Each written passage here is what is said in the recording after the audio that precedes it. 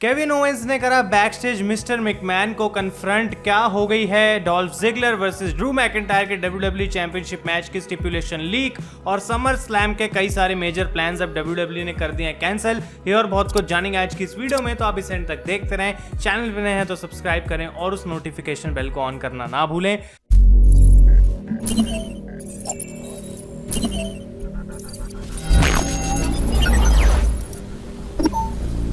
तो गाइज मैं हूं आयुष और आप देख रहे हैं रेसल इंडिया और आज की न्यूज़ वीडियो होने वाली है बहुत ही ज़्यादा पैक्ड। 10 नई स्टोरीज मैं आप लोगों के लिए लेके आया हूं और मैं कोशिश करूंगा कि आज से ऑलमोस्ट डेली आपको न्यूज़ की अपडेट्स मिल जाएं दिन में एक बार एटलीस्ट, ताकि आप लोग सारे अपडेटेड रहें। और आज का ये जो एपिसोड है हम स्टार्ट करने वाले हैं समर स्लैम के प्लान्स के बारे में बात करने वाले हैं, क्योंकि कई सारी चीज़ें WWE ने इनिशियली प्लान करी हुई थी, बड़े बड़े मैचेस प्लान करे हुए थे जो कि शायद अब हमें देखने को नहीं मिलने वाले। तो सबसे पहले बात करते हैं the rated R superstar Edge की गाइस। तो WWE डेफिनेटली प्लान कर रही थी एक और एज वर्सेस रैंडी ऑर्टन का मैच जो कि हमें देखने को मिलता, एक फिनाले काइंड ऑफ इन दोनों सुपरस्टार्स के बीच में, जो कि हमें बताता कि दोनों में से बेटर कौन है। और वो एक बड़ा मैच होता है एक बड़ी स्टिपुलेशन के साथ, लेकिन क्योंकि अब एज इंजर्ड हो चुके हैं और उनको टॉन ट्राइसेप्स की इंजरी है और वो अर्ली 2021 तक वापस नहीं आ पाएंगे, इसकी वजह से ये जो पूरा मैच है वो कैंसिल कर दिया गया है। दूसरी बड़ी बात यह है कि अब क्राउड नहीं होने वाला समर स्लैम के अंदर, और ये बात WWE को अब माननी पड़ेगी, ये कड़वा सच है कोविड का। और इसकी वजह से जो गाइस है WWE चाह रही है कि ब्रॉक लेसनर को भी अब वापस लाने का कोई फायदा नहीं है,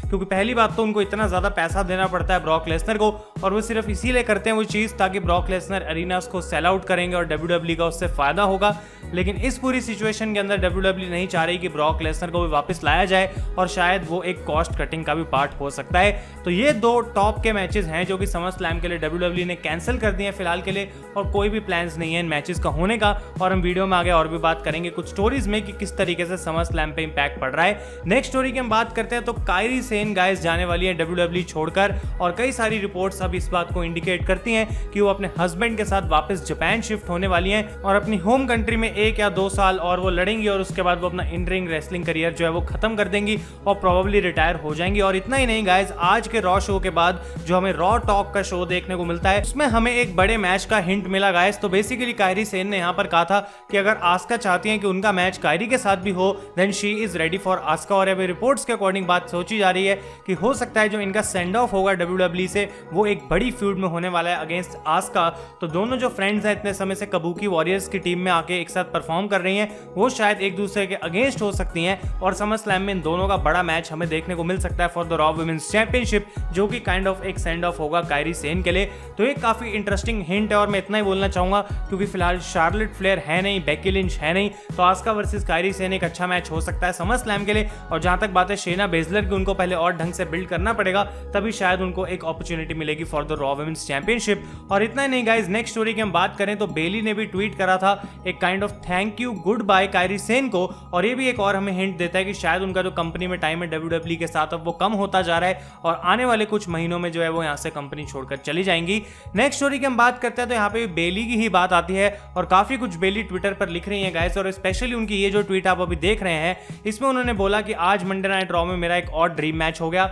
एक और विक्ट्री मैंने हासिल कर ली, और अब मुझे सोचना है कि आगे मेरा अगला ड्रीम मैच कौन होता है, तो क्यों ना मैं लीटा और ट्रिश को कॉल आउट करूं for a match at summer slam 2020। अब ये चीज ऑब्वियसली बेली ने बस ऐसे ही लिख दी है, लेकिन ये काइंड ऑफ एक हिंट हो सकता है कि किस तरीके से लीटा या ट्रिश में से कोई एक सुपरस्टार बेली को चैलेंज कर सकता है समर स्लैम के अंदर, या फिर Sasha and Bayley against Lita and Trish भी हमें देखने को मिल जाए। अब ये सारी बातें मैं सिर्फ इस ट्वीट को पढ़कर बोल रहा हूँ, काइंड ऑफ ख्याली पुलाव पका रहा हूँ, लेकिन तब भी गाइज आप लोग मुझे कॉमेंट्स में बताएं क्या आप देखना चाहेंगे समर स्लैम के अंदर लीटा और ट्रिश को एक बार रिटर्न करते हुए, और किस टाइप के मैच में आप उन्हें देखना चाहेंगे। नंबर 5 स्टोरी की हम बात करते हैं यहाँ पे, तो ये है बहुत बड़ा स्पॉइलर काइंड ऑफ, तो अगर आपको स्पॉयलर्स पसंद नहीं है फटाफट से आगे फॉरवर्ड कर दीजिए, क्योंकि ऐसा लगता है जो Drew McIntyre versus Dolph Ziggler का मैच होने वाला है एक्सट्रीम रूल्स में फॉर द WWE चैंपियनशिप, उसकी स्टिपुलेशन WWE ने लीक कर दिया थ्रू अ फेसबुक एड, और इस चीज को काइंड ऑफ प्रमोट करते समय उन्होंने बात को रिवील करा कि ये एक टेबल्स लैडर्स चेयर्स मैच होने वाला है, यानी कि एक TLC स्टिपुलेशन होने वाली है। और जबकि डॉल्फ जिगलर ने मंडे नाइट रॉ में कहा था कि ये कुछ अलग होगा, कुछ ऐसा जो ड्रू मैकिंटायर शायद पहले से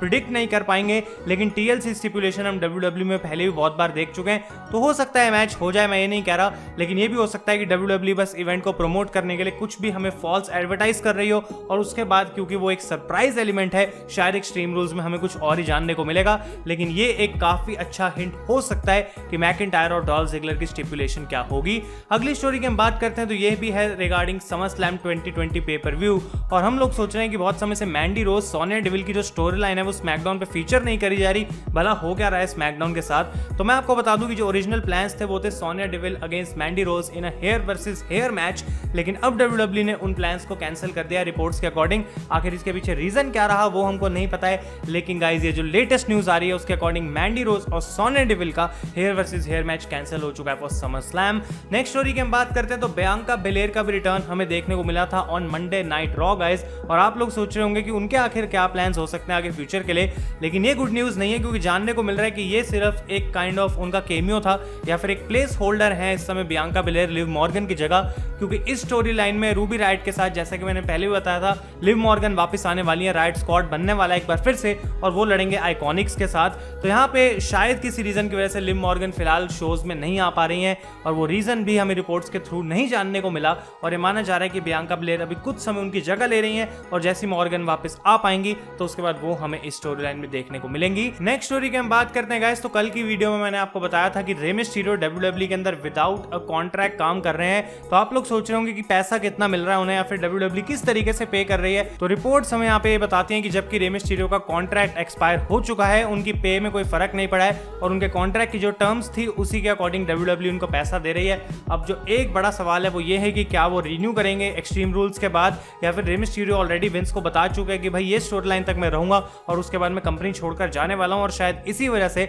उन्होंने अपना कॉन्ट्रैक्ट भी रिन्यू नहीं करा है। तो काफी इंटरेस्टिंग सिचुएशन चल रही है रे मिस्टीरियो के साथ, देखेंगे कि आखिर एक्सट्रीम रूल्स में होता क्या है। नेक्स्ट स्टोरी की हम बात करते हैं तो WWE गाइस अभी भी टिकट्स बेच रही है समर स्लैम के लिए, जबकि पूरी दुनिया जानती है कि भाई अब नहीं हो सकता शो क्राउड के सामने, लेकिन शायद ये चीज सिर्फ इसलिए करी जा रही है क्योंकि अभी ऑफिशियली अनाउंस नहीं करा गया कि समर स्लैम कैंसिल है, तो टिकट्स हटाने की वजह से WWE ये चीज लीक नहीं करना चाहती इस इंफॉर्मेशन को, और अगर अभी भी कोई टिकट खरीद रहा है तो प्रॉब्ली उससे बेवकूफ इंसान कोई है नहीं, लेकिन ये बस एक पीस ऑफ इंफॉर्मेशन थी कि टिकट्स अभी भी अवेलेबल हो रही हैं ऑनलाइन फॉर समर स्लैम। और आज की फाइनल स्टोरी में गाइस हम बात करने वाले हैं केविन ओवेंस के बारे में, जिन्होंने प्रॉब्ली कन्फ्रंट करा बैक से जाके विंस मैकमैन को डायरेक्टली, और बोला कि ये जो मास्क वाली सिचुएशन है WWE में बहुत खराब चल रही है, और उन्होंने बोला देखो भाई सीधी सी बात है मास्क यहाँ पे नहीं होंगे तो मैं तो तुम्हारे शो में आने वाला हूं नहीं। और उन्होंने ये बात भी बोली, उनको एक आइडिया दिया कि अगर हम ऐसे ऐसे एक फाइन लगाएं मास्क ना पहनने पे $500 का, दूसरी बार मास्क ना पहना तो $1000 का, तो शायद इसकी वजह से सुपरस्टार जो है इस चीज को और ज्यादा सीरियसली लेंगे।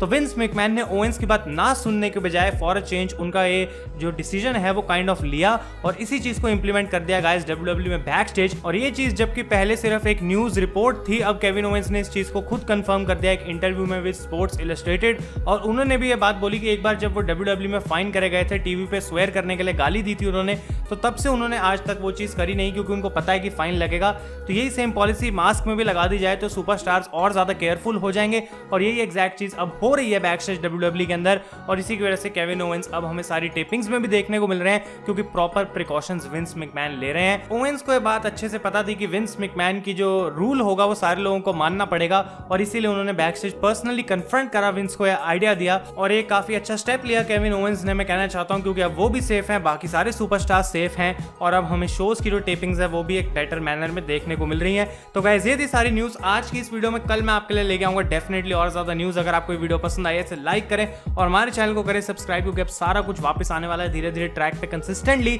तो उस चीज के लिए मैं बहुत ज्यादा एक्साइटेड हूँ guys. Thank you so much for watching. मैं हूं आयुष और आप देख रहे हैं रेसल इंडिया।